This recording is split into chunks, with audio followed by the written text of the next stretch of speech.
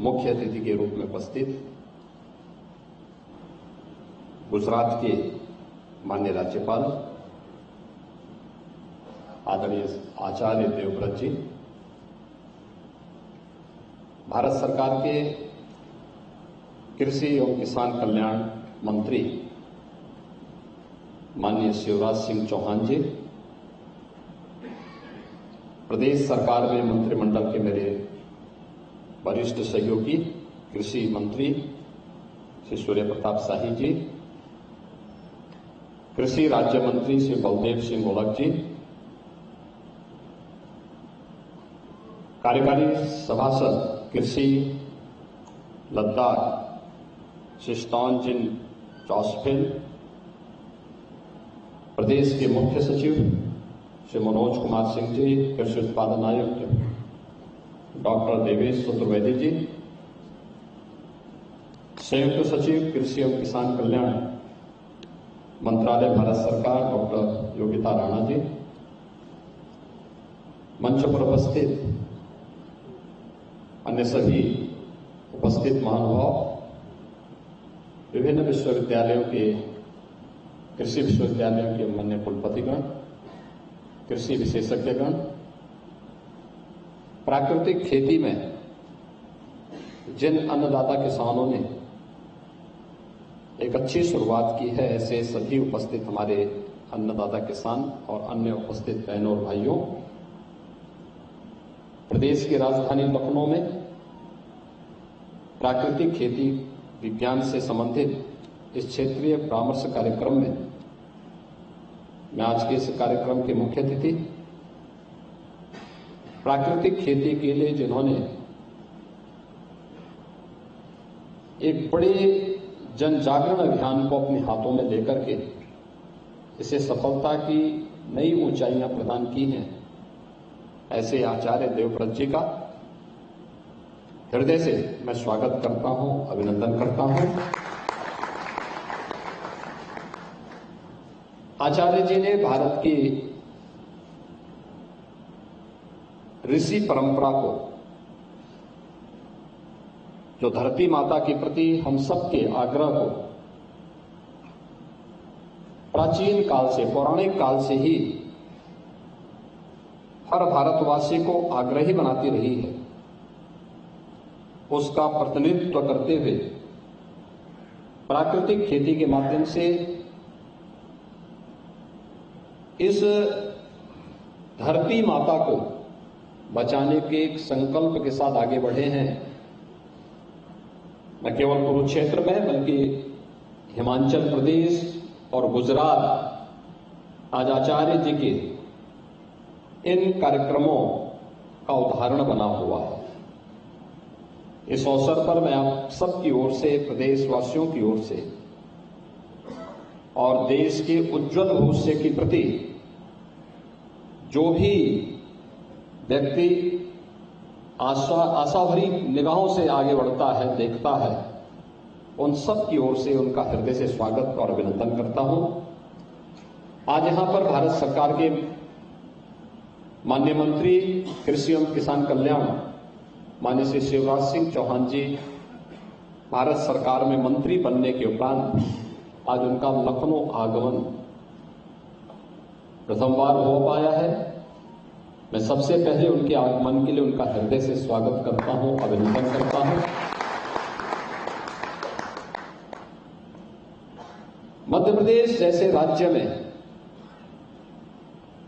कृषि उत्पादन की दर को देश के अंदर सर्वाधिक करने का गौरव भी उन्हीं के हो जाता है। उन्होंने मध्य प्रदेश जैसे राज्य में वहां के किसानों के कल्याण के लिए जो अद्भुत कार्य किया था अपने मुख्यमंत्रित्व काल में, वो आज भी देश के अंदर उदाहरण है। और इसीलिए मध्य प्रदेश के उनके अनुभव और आज प्राकृतिक खेती के साथ कृषि और किसान कल्याण के साथ साथ ग्रामीण विकास के एक अद्भुत मॉडल देश की जनता उनके अनुभव का लाभ लेकर के देखना चाहती है। और इस दृष्टि से आज उनका मार्गदर्शन यहां पर आए हुए हमारे अन्नदाता किसानों को प्राप्त हुआ है। इस क्षेत्र के विशेषज्ञों के साथ इस संवाद के इस कार्यक्रम में मैं उनका हृदय से स्वागत करता हूं, अभिनंदन करता हूं। हम सब जानते हैं कि हरित क्रांति का लाभ अन्न उत्पादन करने में और उसकी उत्पादन क्षमता को बढ़ाने में प्राप्त हुआ, लेकिन ये अधूरा सच है। अगर आप 17वीं और 18वीं सदी के भारत के कुछ उन प्रांतों का, जिन्होंने अपने स्तर पर उन राज्यों में, उन क्षेत्रों में कार्य किया था, वहां की प्रकृति के द्वारा प्राकृतिक पद्धति से किए जाने वाली खेती के और उससे उत्पादन की उस दर को देखेंगे तो आपको लगेगा कि वास्तव में जो पिछले 100-150 वर्षों के अंदर देश को बढ़ाया गया तो उसमें कितना अंतर है। ऐसे बहुत सारे उदाहरण हैं आपके सामने और मैं चाहूंगा कि हमें इतिहास के उन पन्नों को पलटना ही पड़ेगा, क्योंकि जब धरती वास्तविक प्राकृतिक रूप में थी और उसमें समय के अनुरूप खेती किसानी के कार्यक्रम को आगे बढ़ाया गया तो देश के अंदर बहुत सारे क्षेत्र इसके उदाहरण हैं जहां पर हरित क्रांति के पहले उत्पादन खेती की ज्यादा थी। इसके बाद कुछ समय के बाद ठहराव आने के बाद जब उन क्षेत्रों में हरित क्रांति के बाद आधुनिक फर्टिलाइजर, केमिकल और पेस्टिसाइड का उपयोग होना प्रारंभ हुआ, उस समय के लिए हमें उत्पादन बढ़ता हुआ दिखाई तो दिया, लेकिन आज उसके दुष्प्रभावों से हम इस जीव सृष्टि को बचा पाने में बहुत कठिनाई महसूस कर रहे हैं।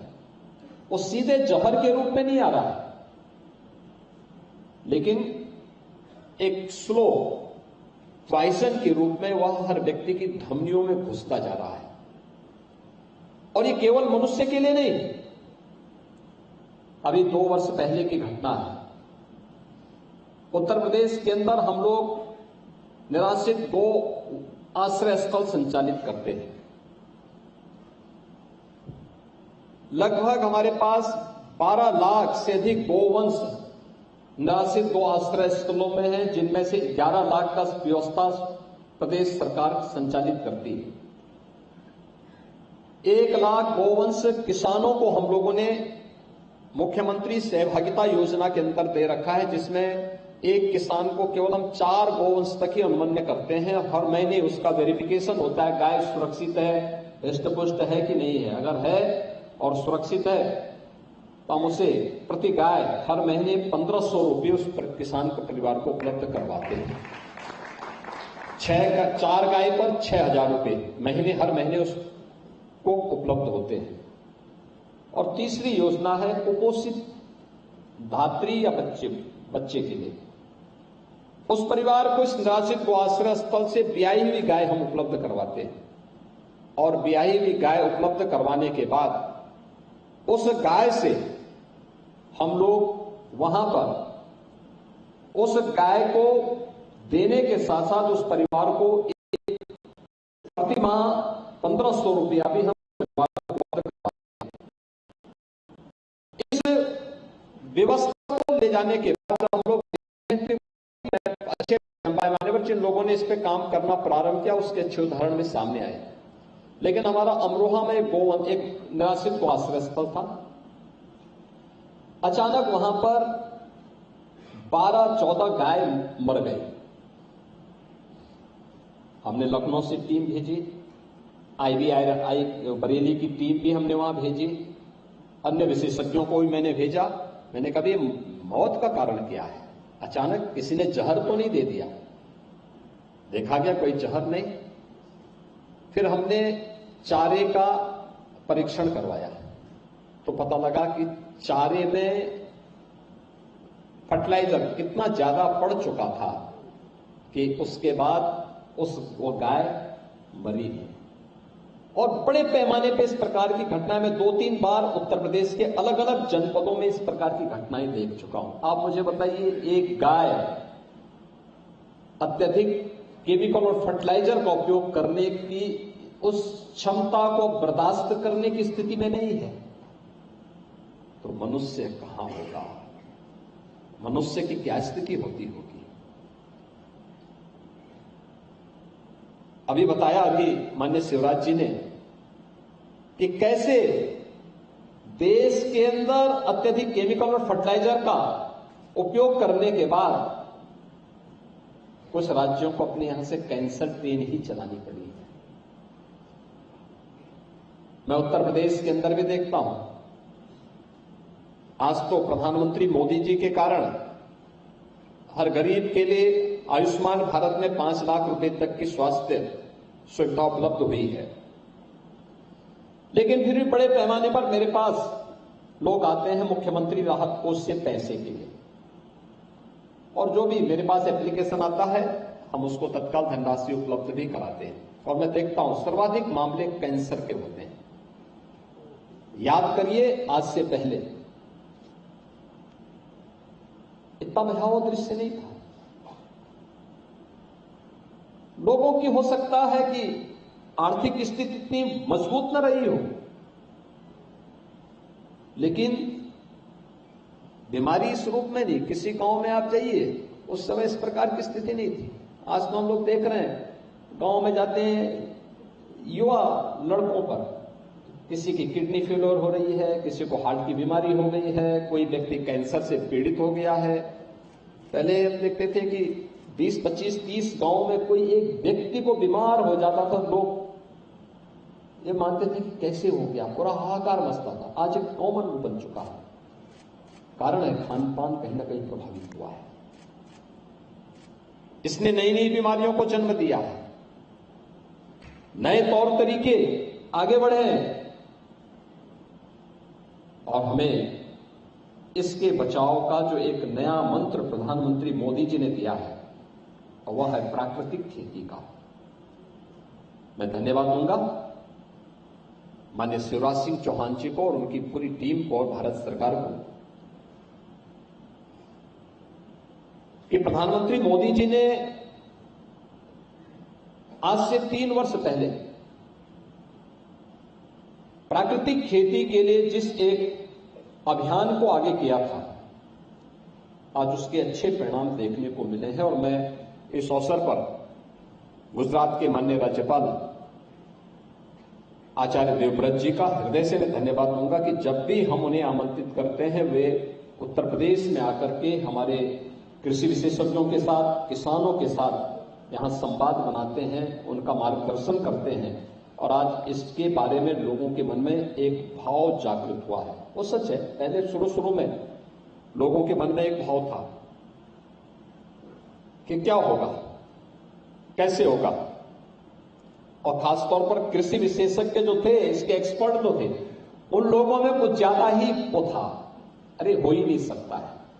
लेकिन आज जब वह उसके डेमोन्स्ट्रेशन को देखते हैं, और इसमें जो बताया गया कि हमें बीज से लेके बाजार तक इसके प्राकृतिक स्वरूप को बनाए रखना होगा, और उत्तर प्रदेश जैसे राज्य में इसकी व्यापक संभावनाएं हैं।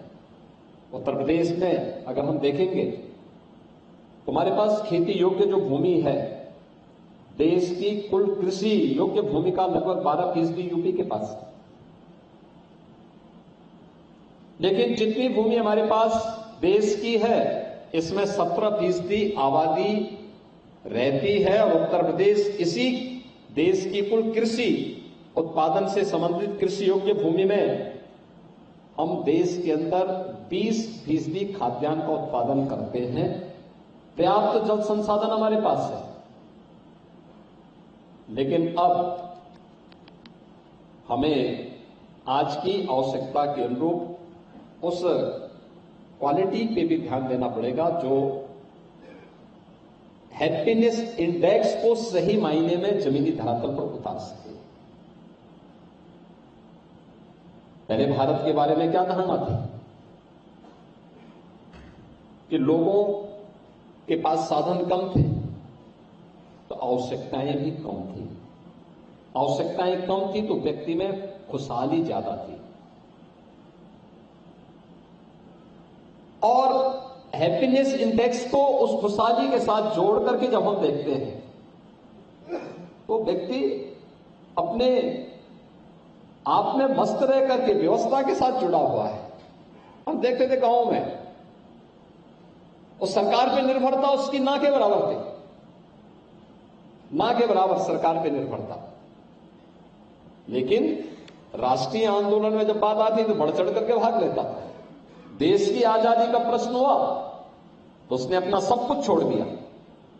किसी ने प्रैक्टिस छोड़ दी, किसी ने खेती बाड़ी छोड़ दी, किसी ने स्कूल छोड़ दिया और कहा देश को आजाद कराना है, देश से अपेक्षा कुछ नहीं।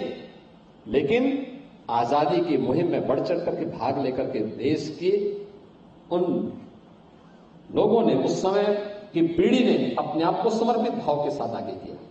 आज हम चाहते हैं सब कुछ देश हमें दे, लेकिन हम देश के लिए कुछ नहीं कर पाएंगे। यह भाव मुझे लगता है हमें छोड़ना ही पड़ेगा।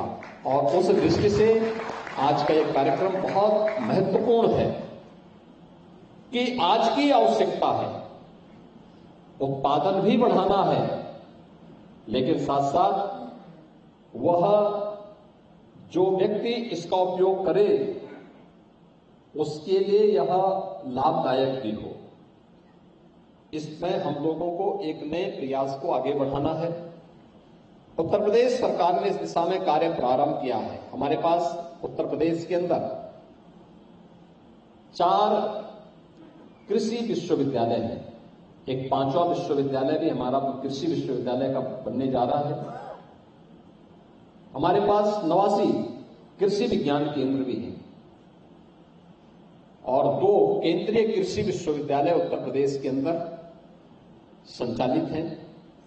इन सभी कृषि विश्वविद्यालयों के माध्यम से कृषि विज्ञान केंद्र और हर जनपद में मंडी समिति को भी हम लोगों ने कह रखा है कि प्राकृतिक खेती से जो भी प्रोडक्ट आता है, जो भी खाद्यान्न आता है, उसके सर्टिफिकेशन के कार्यक्रम को हम लोगों को आगे बढ़ाना है और बीज से इसकी शुरुआत होनी चाहिए और फिर जब वह बाजार तक पहुंचे तो उसको तत्काल सर्टिफिकेशन के साथ जोड़ करके अच्छा दाम मिले। उसके लिए हर मंडी में इसके लिए स्टोर बनाइए, वहां से इसका दाम मिले, इसका प्रचार प्रसार हो। और कुछ जगह हम लोगों ने प्रारंभ किया है। हम लोगों ने सभी 6 की 6 कृषि विश्वविद्यालयों से कह रखा है कि आप अपने यहां सर्टिफिकेशन की लैब्स इंप्रूव करिए, धनराशि स्टेट गवर्नमेंट आपको उपलब्ध कराएगा। और हम लोगों ने मंडी से उस धनराशि की व्यवस्था के लिए पहले से प्रावधान कर दिया कि वहां पे तो पहले से लैब्स हैं, उस लैब्स को उनको थोड़ा सा अपग्रेड कर देना है। और एक कार्यक्रम भी हम लोग प्रदेश के अंदर चला रहे हैं। अभी यहां पर आचार्य जी इस बात को कह रहे थे कुछ देर पहले, उन्होंने कहा कि हम लोगों ने गुजरात में एक विश्वविद्यालय को, कृषि विश्वविद्यालय को प्राकृतिक विश्वविद्यालय, प्राकृतिक खेती से संबंधित विश्वविद्यालय के रूप में विकसित किया है। इसमें एग्रीकल्चर का हो, हॉर्टिकल्चर का हो, वेजिटेबल का हो, इस सब का उत्पादन जो भी हो वह प्राकृतिक पद्धति से हो।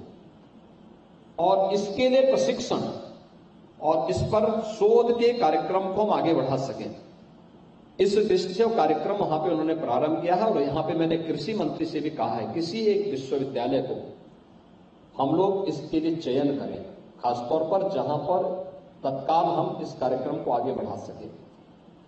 9 क्लाइमेटिक जोन यूपी के अंदर है और क्लाइमेटिक जोन में हम लोगों ने एक सेंटर ऑफ एक्सीलेंस, कृषि विज्ञान केंद्र को सेंटर ऑफ एक्सीलेंस के रूप में विकसित करने की कार्रवाई को आगे बढ़ाया है। और हम चाहेंगे कि इसमें हम प्राकृतिक खेती को, प्राकृतिक हॉर्टिकल्चर को, प्राकृतिक वेजिटेबल को, प्राकृतिक पद्धति से इन सभी को हम उसके साथ आगे बढ़ा सकेंगे। तो मुझे लगता है कि आज उत्तर प्रदेश के अंदर कृषि विज्ञान केंद्र देखने लायक स्थिति में बन चुके हैं।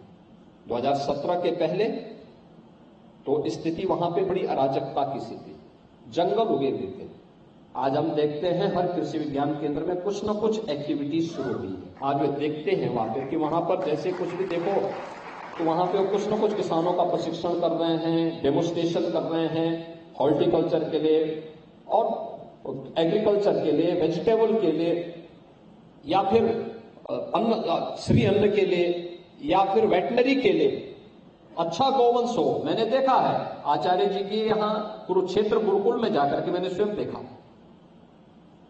कैसे गाय की देसी नस्ल की ब्रीड को उन्नत नस्ल में बदला जा सकता है प्राकृतिक पद्धति से ही। कैसे खेती विपरीत परिस्थितियों में अच्छी हो सकती है। ग्लोबल वार्मिंग के दुष्प्रभाव से हम खेती को भी कैसे बचा सकते हैं, ये भी मैंने अपनी आंखों के सामने वहां जाकर के देखा है। और उसके बाद जब मैं स्वयं देखा हूं तब मैंने अपने कृषि मंत्री और अन्य लोगों को, यहाँ के अधिकारियों से भी कहा, मैंने कहा भी अब आप लोग एक बार फुर्सत निकाल करके होकर क्या हो देखो, पहले देखो और फिर औरों को दिखाओ, तो मुझे लगता है उसका लाभ होगा। और आज यही कारण है कि उत्तर प्रदेश जैसे राज्य में 1 लाख हेक्टेयर एकड़ भूमि में प्राकृतिक खेती के प्रति लोगों में जागरूकता पैदा हुई है। बुंदेलखंड के 7 जनपदों में और गंगा जी के किनारे हमारे जो 27 जनपद हैं, इन सभी जनपदों में इसके प्रति व्यापक जन जागरण का एक कार्यक्रम लोगों ने चला करके इस अभियान के साथ जुड़े हैं। इसके परिणाम अच्छे आएंगे, बशर्ते हम सब अपने मिशन से पीछे न हट करके इस अभियान को सफलता की नई ऊंचाई तक पहुंचाएं। आज के इस अवसर पर मैं एक बार फिर से यहां पर आज के इस समारोह के मुख्य अतिथि आचार्य जी का, माननीय शिवराज जी का, भारत सरकार से आए हुए अपने सभी अधिकारियों का, यहां पर उपस्थित जितने भी हमारे कुलपतिगण हैं, कृषि विशेषज्ञ गण हैं, अन्नदाता किसान हैं, इन सब का इस क्षेत्रीय परामर्श कार्यक्रम में हृदय से स्वागत करता हूं और विश्वास करता हूं कि हम सब मिलकर के प्रधानमंत्री मोदी जी के विजन को जमीनी धरातल पर उतार करके भारत के उज्जवल भविष्य को आगे बढ़ाने में अपना योगदान दे पाएंगे। आप सबके प्रति इस पूरे अभियान के और कार्यक्रम के प्रति मेरी शुभकामनाएं हैं। धन्यवाद। जय हिंद।